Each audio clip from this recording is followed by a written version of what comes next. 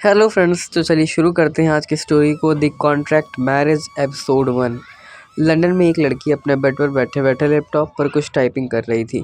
उसकी उंगलियों की स्पीड को गिन पाना आसान नहीं था। वो बहुत तेज़ी में कीबोर्ड पर अपनी उंगलियां घुमा रही थी। उसकी आंखें चिल के आंखों की तरह जो बिना झपके लैपटॉप की स्क्रीन को निहारे जा रही थी।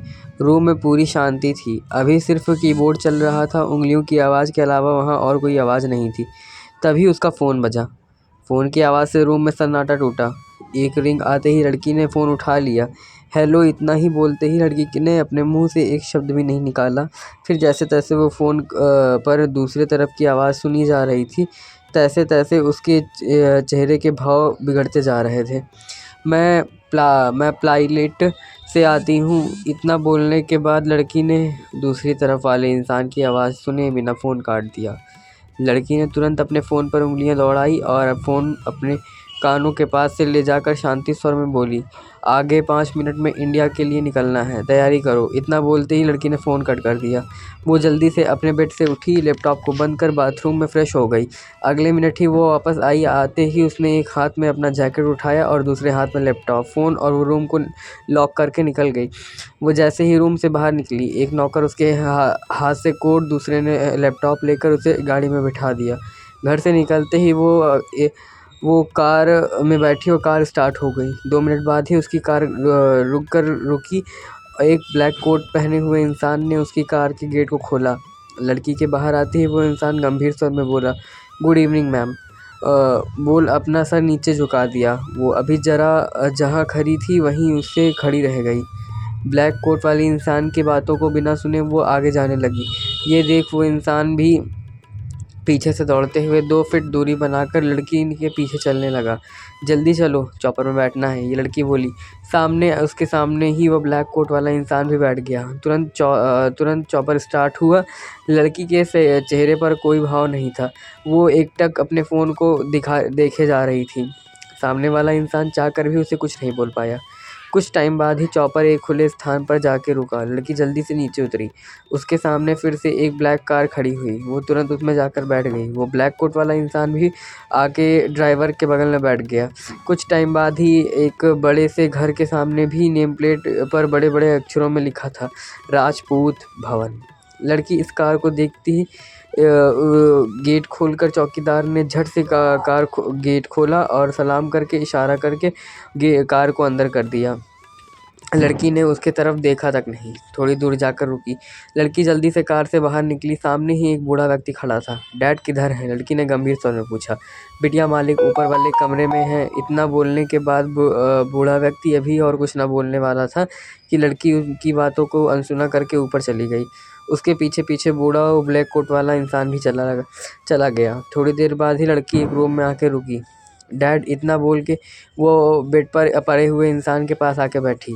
उसकी आंखों में आंसू थे। इस वक्त वो बिलख रही थी। बिलख के रोना चाह रही थी, लेकिन वो रो ना सकी।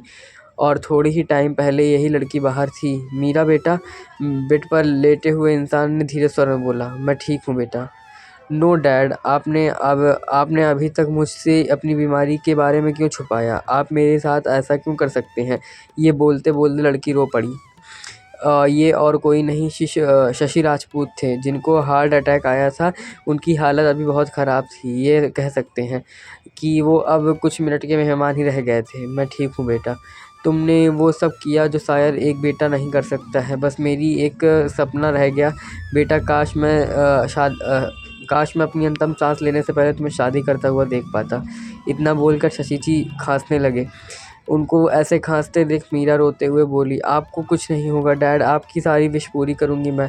आप अपने बिजनेस को सबसे ऊपर देखेंगे डैड, आप सब अब आपके आंखों से देखेंगे। मीरा शशि जी के हाथों को पकड़ के रोते हुए बोली, अब अभी भी नहीं समझी बेटा, बिजनेस आगे बढ़ाकर एक पिता की आत्मा को शांति नहीं दिला सकती। आपने पिता के मुंह से ये बात सुनकर मीरा चौंक गई। मैं आपको शादी करते हुए देखना चाहता हूँ। इतना बोल शशि जी खांसने लगे। मुझे शादी नहीं करना डैड, आप जानते हैं। ये फिर इतना बोलकर मीरा अपने पिता के सर को सहलाने लगी। तो फिर आप भी याद रखना बेटा, आपके पिता की आत्मा को शांति कभी नहीं मिलेगी।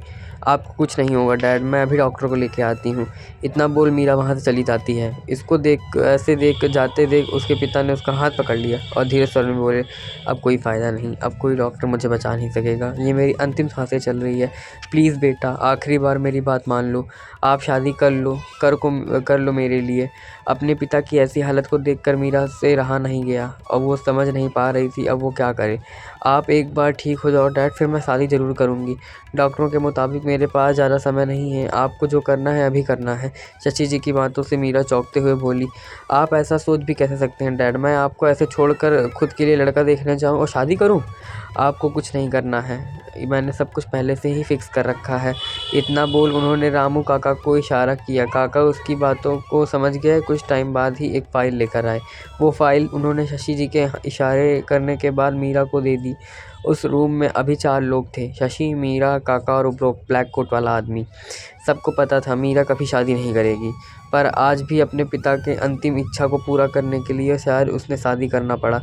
शशि जी की इशारे को समझते हुए रामू काका ने फ़ाइल मीरा के तरफ बढ़ा दी। मीरा पहले तो फ़ाइल देखकर हैरान हो गई। अपने पिता को इशारे से समझाते हुए मीरा ने फ़ाइल ले ली और पढ़ने लगी। जैसे-तैसे मीरा ने फ़ाइल पढ़ती जा रही थी, उसके भवें तने जा रही थी। फ़ाइल पढ़ने के बाद मीरा अपने डैड के देखकर बोली, डैड, आप शादी के नाम पर मुझे जीवन भर का कारावास दे रहे हैं। मीरा को ऐसा बोलते हुए देख शशि ने मीरा के असिस्टेंट कुमार को इशारा करते हुए अपने पास बुलाया। कुमार जाके शशि के पास पढ़ने लग गए और उसको ऐसे खड़े देख शशि जी ने धीरे स्वर में बोला, तुम वो बातें सबके सामने पढ़ोगे? इतना बोल वो चुप हो गए। कुमार कभी मीरा को देखते तो कभी शशि जी को देखते। शशि जी फिर बोले, जल्दी पढ़ो, मेरे पास ज़्यादा समय नहीं है। शशि जी की खाते देख कुमार ने जल्दी फाइल खोला और लाइन पढ़ने के बाद ही वो चौंक गया। वो चौंक कर कभी शशि जी की ओर देखते तो कभी मीरा की ओर देखते। उसकी ऐसी धूर्तता देखकर शशि जी ने खड़खड़ाए आवाज़ में उससे कहा, क्या हुआ? तुमसे नहीं हो पाएगा। शशि जी के मुंह से इतना सुनते ही कुमार ने पढ़ना स्टार्ट किया और कुमार ने पढ़ा इस फाइल को, जिसमें लिखा था, ये एक कॉन्ट्रैक्ट मैरिज है जिसे मीरा को अभी के अभी शादी करना पड़ेगा, वो भी किसी सिद्धार्थ कपूर से, जिसमें ये कुछ शर्तें हैं। वो शर्तें कुछ इस प्रकार हैं। पहली शर्त, शादी आज और इसी वक्त होगी पंडित जी के द्वारा। दूसरी, शादी के बाद मीरा सिद्धार्थ को एक ही रूम में एक ही बेड पर सोना पड़ेगा। तीसरी, मीरा चाह कर भी ये शादी नहीं तोड़ सकती, क्योंकि ये शादी जब टूटेगी तो दोनों की मर्ज़ी से ही टूटेगी। चौथी, अगर फ्यूचर में कभी मीरा सिद्धार्थ की रजामंदी से भी तलाक हुआ तो मीरा राजपूत की सारी प्रॉपर्टी अनाथ आश्रम को दे दी जाएगी। मीरा सिद्धार्थ के साथ साथ शशि जी और मीरा का भी रिश्ता टूट जाएगा। ये पढ़कर कुमार चुप हो गया। मीरा शांति से बोली, अब तो पूरी प्लानिंग के साथ आए हैं डैड, आप मेरे साथ ऐसा नहीं कर सकते। ये सिद्धार्थ कौन है डैड? इसने मुझे कॉन्ट्रैक्ट मैरिज के लिए क्यों बोला है? सब रेडी। इतना बोल वो चुप हो गए। मीरा शांत लफ्ज़ों में, मैं शादी के लिए रेडी हूँ डैड, पर मुझे ऐसी कॉन्ट्रैक्ट मैरिज में एक शर्त और एक ऐड करना है। इतना बोल वो अपने डैड की ओर देखने लग गई। जानना चाहते हैं आगे क्या हुआ? तो देखिए हमारा next episode. Thanks for watching. Radhe Radhe.